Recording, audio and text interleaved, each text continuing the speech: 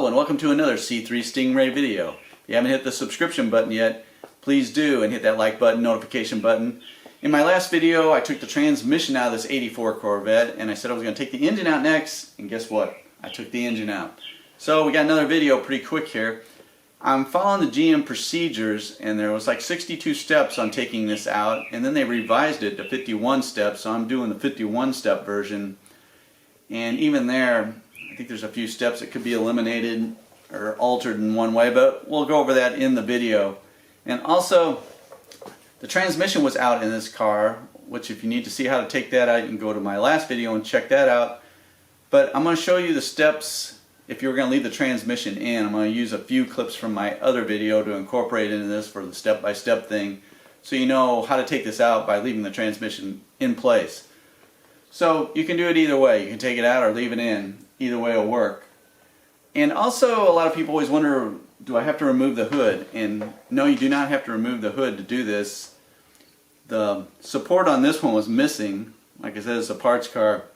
So I cut a piece of pipe and put it there to hold the hood up in the position it would be in if the support was there. So I'm doing it all there with the hood open. Another thing I'd like to say is this is the first time I've really actually done this. I mean, I've taken plenty of engines out, but it's usually always out of parts cars. So when I'm doing a parts car, I take everything out of the way and just yank the engine out. It's the only thing left, it's a piece of cake. So this one I'm actually following the procedure, and I'm leaving the stuff in the car and taking it out as you would take it out of your car and then put it back in. So this is kind of new to me also, so it's an interesting video. So I'll quit talking and let's jump into the video. This is the 1984 Corvette service bulletin with the revised engine removal procedures that went from 62 steps down to 51. I put this on my website for anyone who wants to check it out. I'll have the link here that you can go to view it.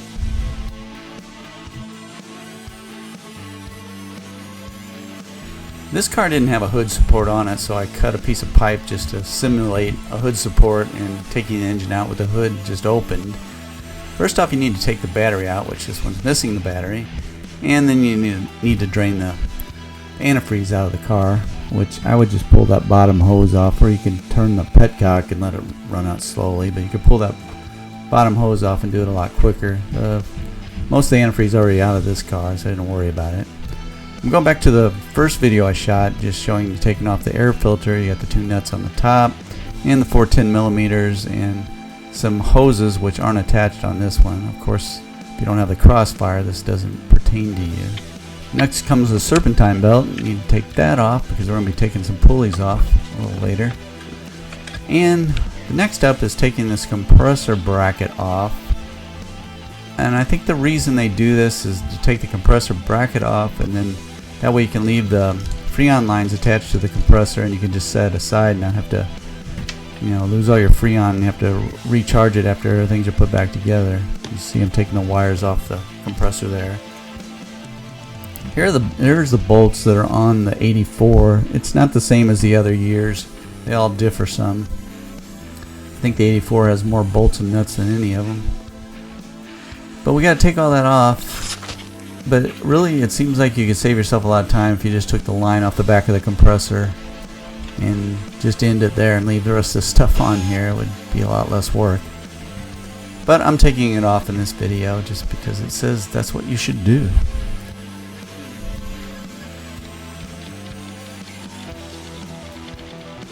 This really isn't a good video showing you. That's why I showed you that diagram. It's really hard to see all these bolts and where they're at.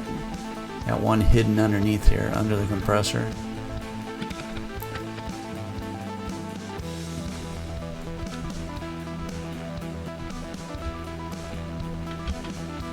But once you get all these off, you can pull the bracket out of the way and the compressor out of the way. And this does help you with the fuel line situation, like accessing the fuel lines underneath. But we'll get to that in a minute.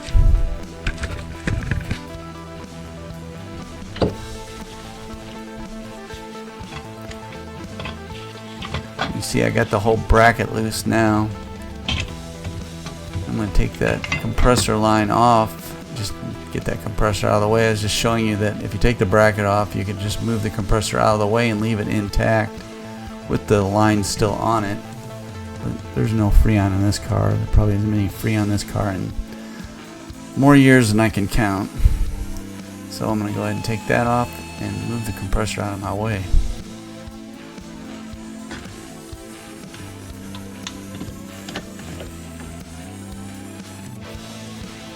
Now we're removing the heater hoses at the block.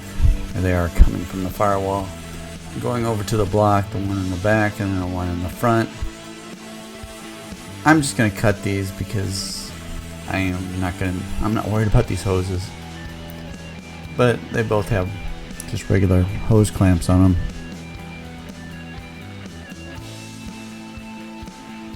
Now we're on the other side, the inlet of the top of the engine where the radiator hose from the top of the radiator goes into.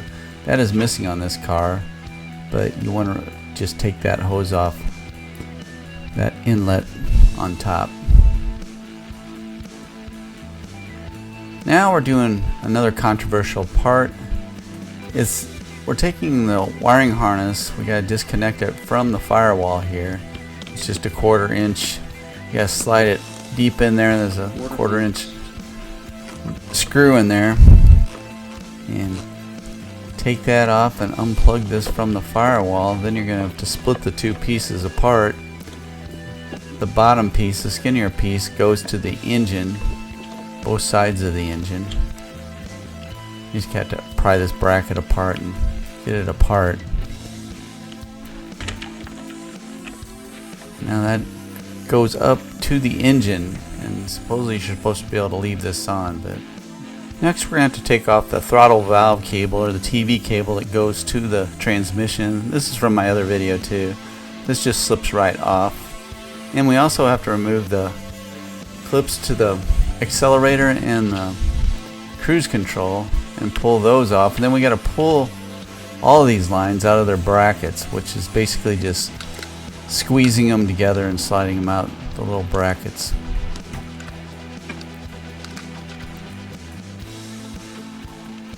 You see I'm just squeezing the front of that and just pulling it through. And you do that on all three. Next, you're going to take off the distributor cap and the wires going to that. You're also supposed to remove the distributor, which I did not do, but if I was to do this again, I think I would, because it gives you a little more clearance. There's also an oil pressure switch behind there, which I'm disconnecting the wire to, but I did not remove that, and it says you're supposed to remove that, but I think you could leave that in there. There's also a hose back there I was taking off, and another hose here on the side. And there you can see the oil pressure switch and how that disconnects. Now I'm just pulling another hose off that I found on the side.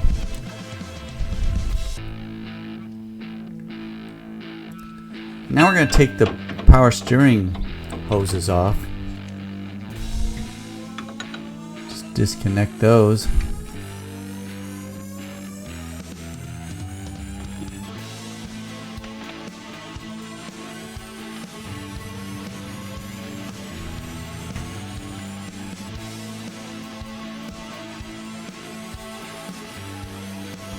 Now I'm just removing that hose coming from the top of the radiator over to that inlet that was missing on this car, just to get it out of my way.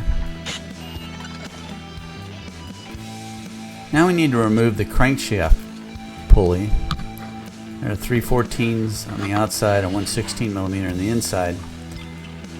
This actually gives you a lot more clearance when you're pulling the engine out. That's the reason we took that serpentine belt off. Serpentine. What is the proper verbiage for that?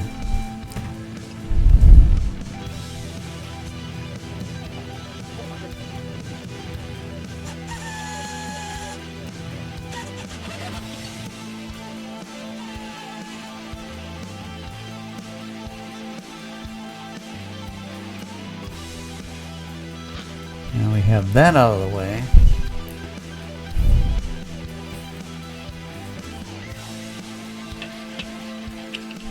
Move on to the hose going to the water pump.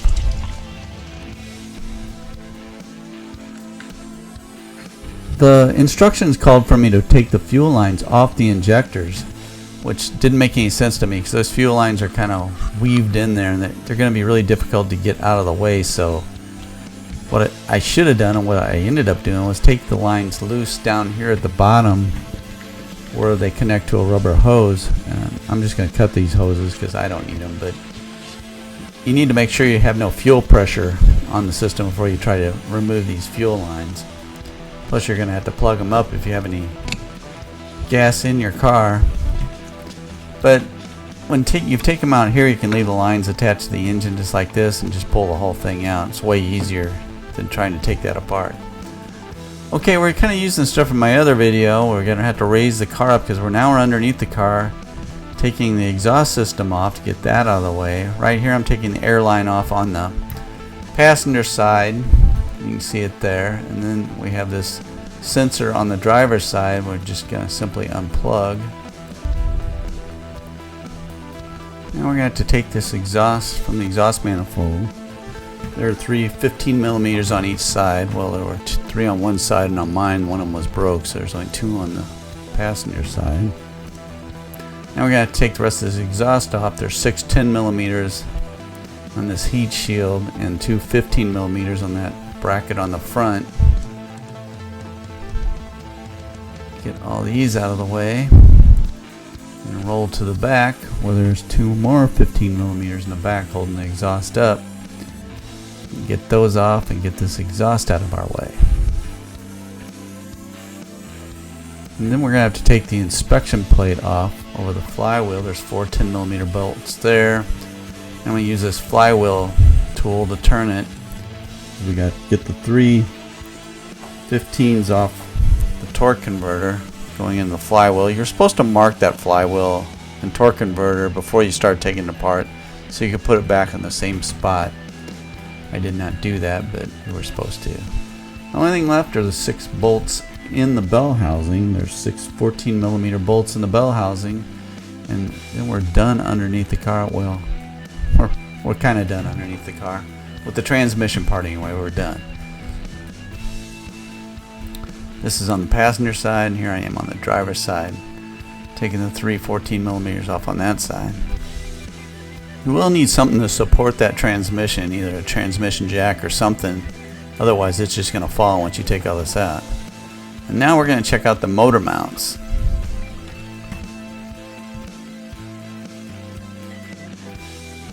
I removed the passenger side front wheel just to give myself a little bit more access over there, and that's where I'm going to put the engine hoist anyway, so I kind of needed that out of the way just to give myself a little bit more room to work. Now it's easier to grab these motor mount bolts from the rear, but eventually even when you break it loose, it's just going to start spinning. The whole bolt's going to start spinning. So you're going to put something on there, hold it in the back, and then get on the front and try to work that loose. I end up getting an air ratchet on there and get it out fairly quick that way. Now I'm on the driver's side doing the same thing. I got a wrench on the back side and I'm on the front breaking it loose, and then I'm going to get that air ratchet on and get it out of there completely.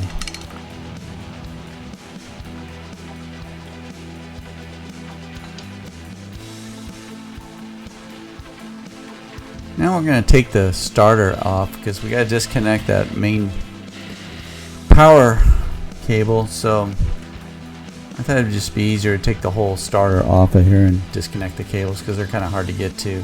This one had like a little bracket on the front with a little nut. They're not always like that. Usually it's just the 2 bolts in the back holding it on, but this had that extra on the front. I'm going to take that down and take all the power lines off of it. Remember where each one of them goes.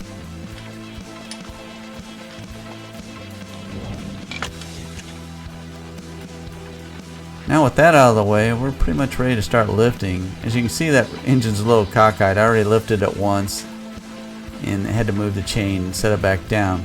According to the instructions, I mean, there's a hook on the one side. I'll show it to you in a minute.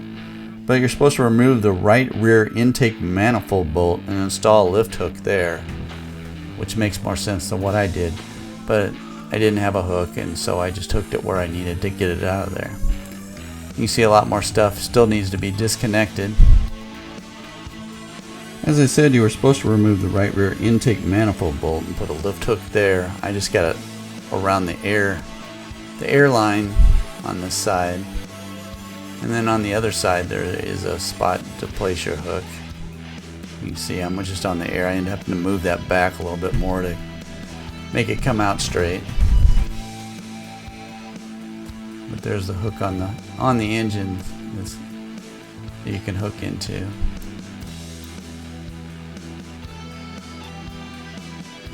But we're still gonna have to disconnect lines, and here I'm getting that cruise control and the accelerator cable out of the way.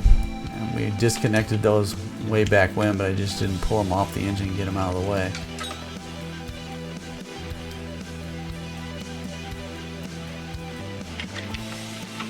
I see the engine, as you can see, the wires coming out of the actual firewall go to the injectors, and that other one we disconnected goes to each side of the engine. So we're going to have to disconnect all these wires going to the injectors because they're not going to come out with it.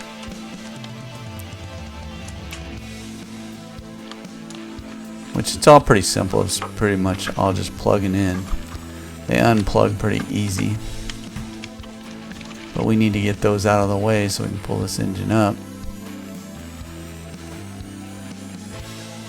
And you're just going to have to look it over and see what engines and hoses you may have missed.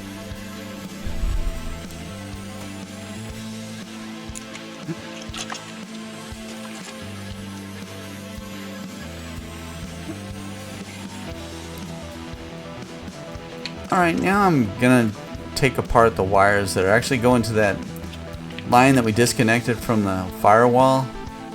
Suppose we could leave all these wires connected and pull that out, pull that firewall cable out of there, but it was going to be tough to weave it through the mess I had against the firewall, so I decided just to take all the wires off. If you do it this way, you're going to need to mark all your wires and make sure you remember where everything goes. You could do it the other way though and just leave them connected and then just try to work that cable out that we disconnected from the firewall. Doing it this way, I had to take the air pump off so I could get these wires out of my way because they were just all weaved through everything, and the only way I could get it out of the way was to take this air pump off.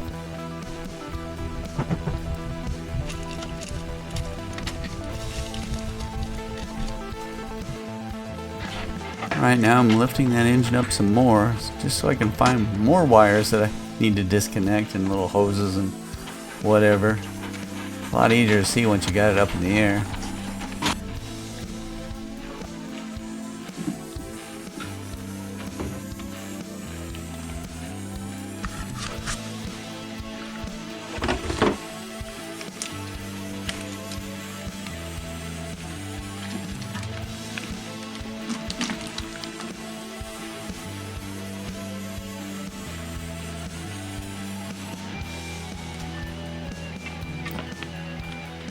There was that TV cable. That transmission was gone, so that TV cable just came up with the engine. You'd want to pull yours out of the way and leave it there. Don't take it out with your engine. There's another bolt in the back holding a bracket on, holding the cables against the back of the engine. There's also a negative cable line which I did not take off. You can see it hanging there. You're supposed to take that off also.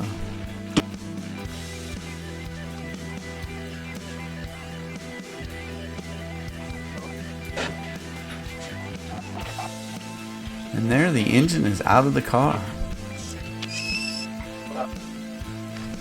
And you can see there's that cable I was talking about, that line. And I guess I could have weaved that through there. It just seemed like a hassle, so I just disconnected the wires. If you disconnect the wires, there's no sense of taking it out of the firewall. Just leave it connected to the firewall. But if you're going to take it off the firewall, you might as well just take it out with the engine, I guess. But it was too much of a hassle. I think it would have been even more of a hassle when you put the engine back in to weave it back through all this mess. So those are the lines there are the ones that went to the injectors, and you can see that goes directly into the firewall.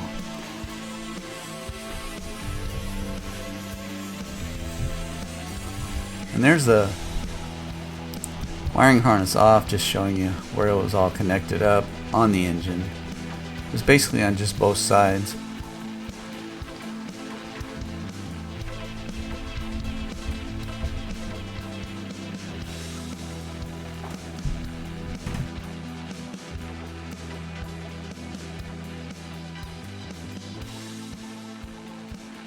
Well, I hope you enjoyed this video. I followed the steps, but as you can see, I altered the steps also. I think if I was to do it again, I would take the distributor out. It would give you a little bit more clearance, and you're supposed to, according to the steps of the procedure. The wiring harness, I'm not so sure about if that's worth taking off and trying to feed out of there, or just taking the wires off the engine. There's not that many wires. I'm not sure how one's any easier than the other. As long as you label your wires, make sure you label your wires. I did on this, so you know where everything goes. But you're going to have to disconnect stuff either way, so I'm not sure if leaving that all together is going to make it easier or not. I guess that's your call, which way you want to go with that. And of course the gas lines, they need to be disconnected underneath, that we can leave the lines up here intact. And I guess that's it. It wasn't too bad of a job. It came out fairly easy. Hey, I know how to do it now too myself, if I ever do one where I'm not just parting the car out. So it was fun. If you need any new or used C3, C4, C5 Corvette parts, you can go to my website at c3stingray.com. And I'm going to have more videos coming up. I got that 75 wide body, crazy looking 70s modded car that I really want to get done. And hopefully I'm going to start working on that and get this on the road this summer. I'd really like to get that on the road this summer. And I'll have other videos. I got movie reviews, games. Hey, I'm starting to get a little quicker with putting these videos up. So keep your eye out on it and subscribe to the channel. And that's it. I'll quit talking. See you on the road.